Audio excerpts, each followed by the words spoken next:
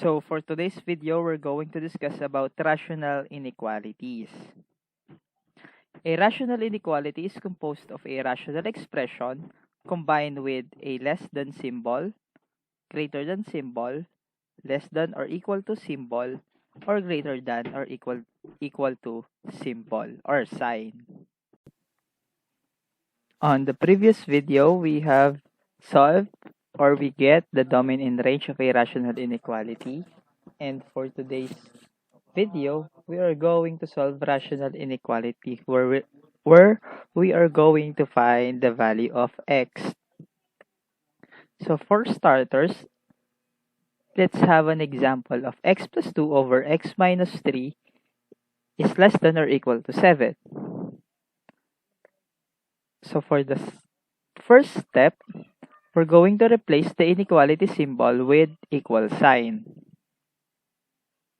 So x plus 2 over x minus 3 less than or equal to 7 will be replaced with x plus 2 over x minus 3 is equal to 7. So x plus 2 over x minus 3 is equal to 7. Second step is to cross multiply. So remember, if the given is a whole number, then the denominator is always 1. So x plus 2 over x minus 3 is equal to 7 over 1. Na kapag pinag-cross multiply, we will have x plus 2 times 1 equal to 7 times x minus 3. Another thing to remember is that do not interchange the position.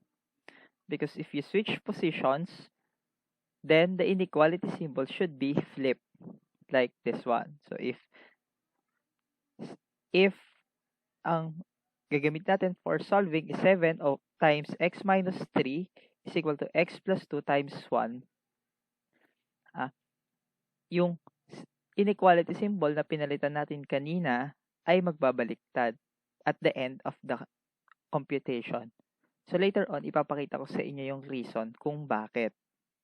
But for now, let us stick with x plus 2 times 1 is equal to 7 times x minus 3.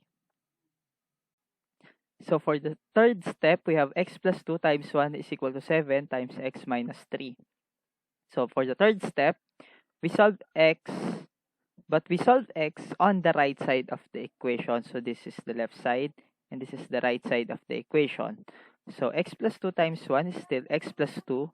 And then on the right side of the equation, we distribute 7. That's why we have 7x minus 21. So since we solve x at the right side of the equation, yung x natin is dapat mag-stay tayo na nasa right siya. So, itatranspose natin si 21 at itatranspose natin si x para si x ay manatili sa right side. So, we have 2 plus 21 is equal to 7x minus x. So, 2 plus 21 is 23, and then 7x minus x is 6x.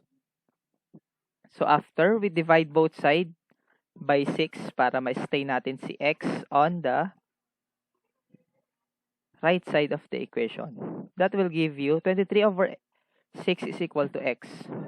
So, after you get the value of x, you're going to return the inequality symbol where 23 over 6 should be less than or equal to x.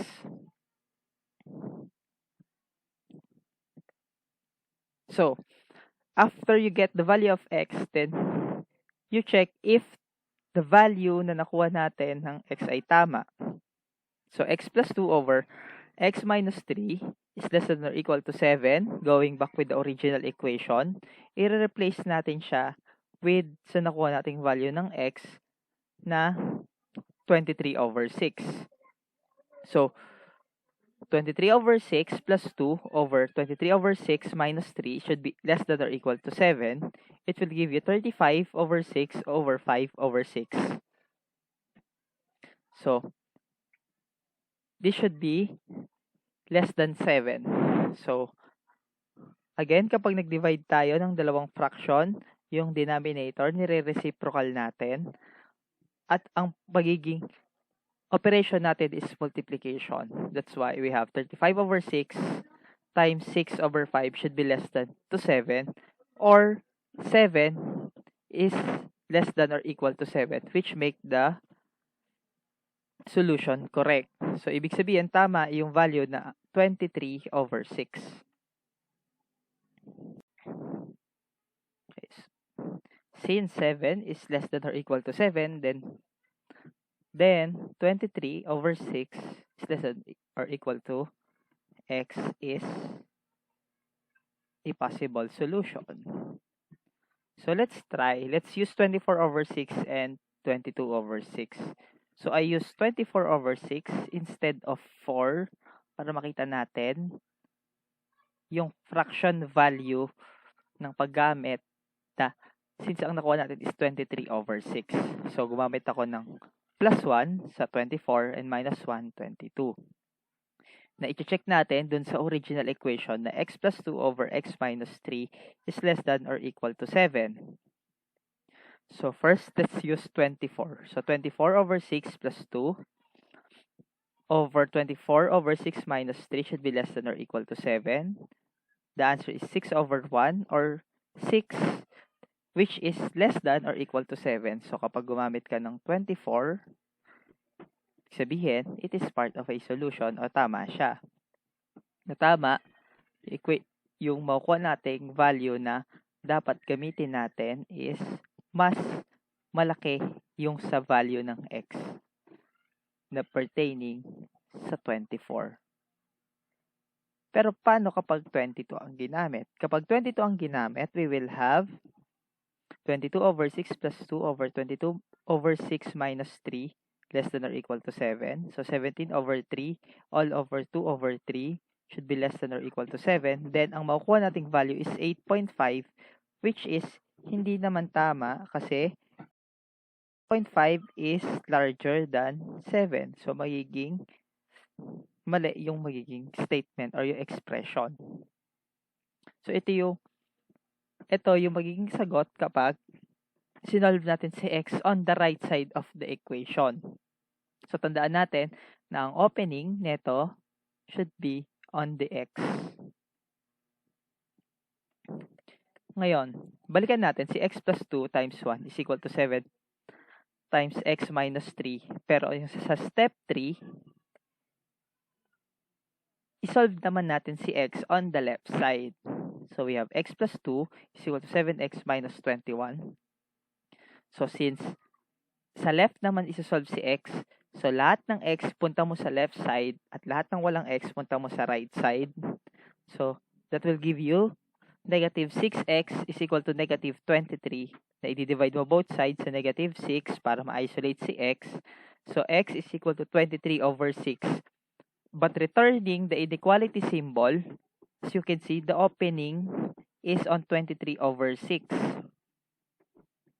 Na kapag chinek natin, na kapag si x ay sinolve natin on the left side of the equation, so x plus 2 over x minus 3 should be less than or equal to 7.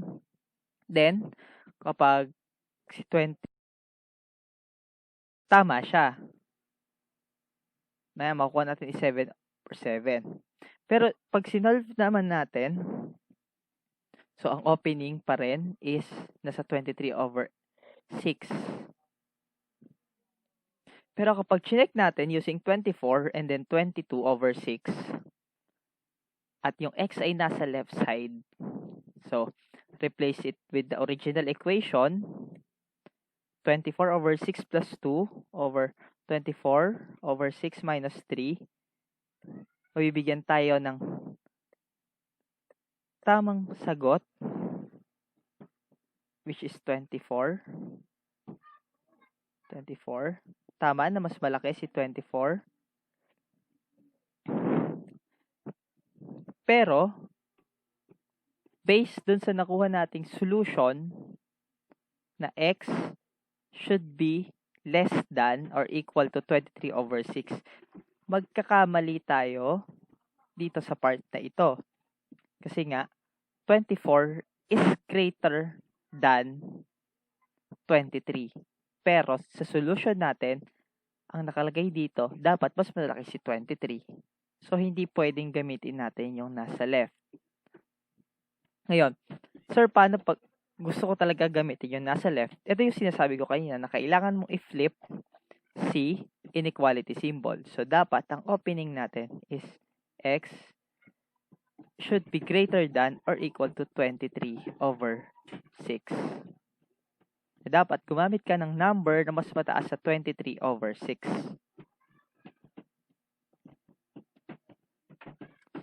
So, kung mapapansin natin, if yung nasa right, ang opening natin, o ito, yung opening ay nasa x, which give you the correct value na 24/6 or 4. Pero kapag sa left side mo sinolve, ang opening natin ay nakay 23/6, which will give you, ang gagamitin mong value is yung 22/6 or mas maliit sa 23, pero magkakamali ka sa lahat ng statement. So, pwede namang gamitin si left, pero itong symbol natin should be flipped. Instead of using less than, ang gagamitin mo is greater than. But for more safety answer, you should check your answers lagi by adding 1 and adding 2 para at least alam natin kung saan yung tamang opening ng inequality symbol.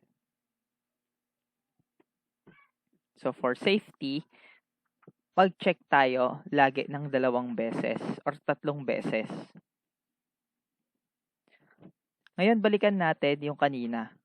Kung yung kanina, di ba nauna si 2, then dito sa left side si 2,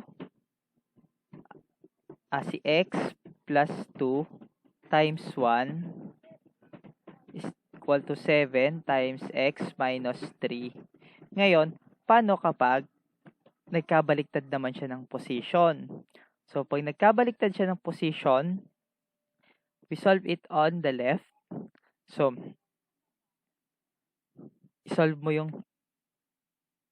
x sa left side, magkakaroon ka ng x is equal to 23/6. Tapos kapag binalik mo yung inequality symbol, ang opening niya ulit ay nakay 23. So, hindi naman siya mali. Kaya lang, kapag yung nasa left side ay pinunta mo sa right side, at yung right side ay ipinunta mo sa left side, obligado lang din tayong i-flip si inequality symbol.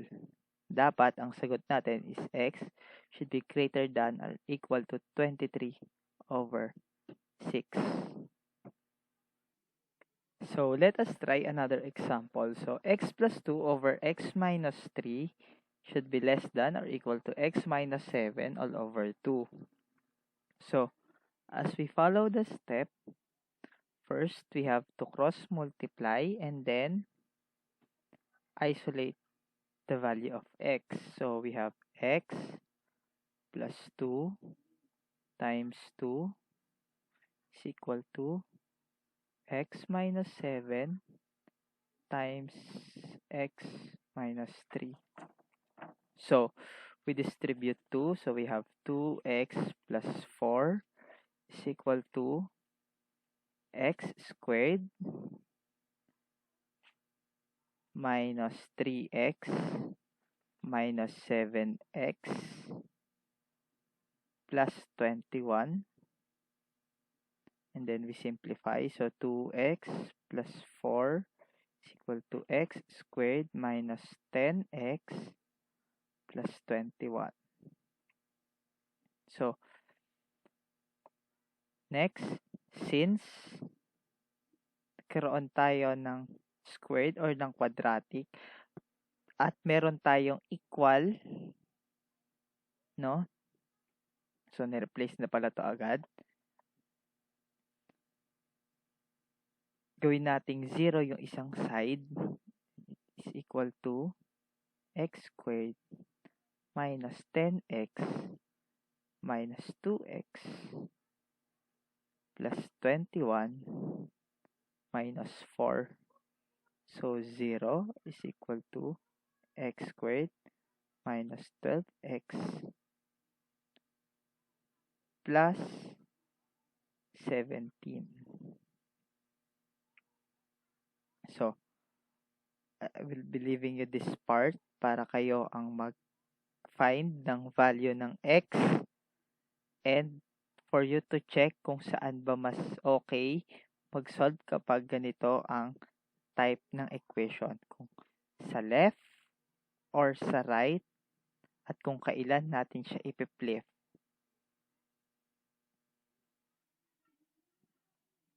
So this is for today's video.